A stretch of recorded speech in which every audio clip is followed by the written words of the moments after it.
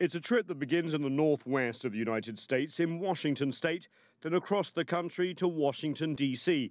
for a state visit and on to New York. The trip builds on the visit by the U.S. president to Beijing late last year, where both sides announced a historic climate change agreement. Since then, the relationship has been rocky.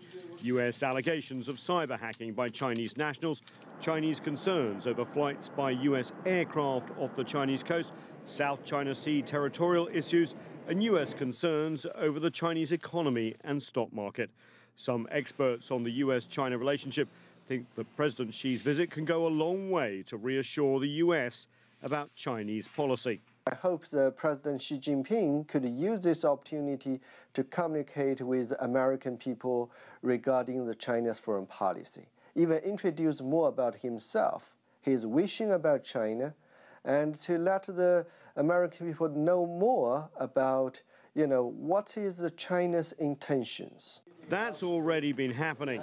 Ahead of President Xi's arrival, senior Chinese officials launched China Book Month by highlighting President Xi's thoughts on China's ambitious reform program. The Chinese speakers there think this visit can help explain China's economic shift. Because it's still relatively new, and it's still in the early phase of his reform, so that's why people could hardly, catch the essence of his reform.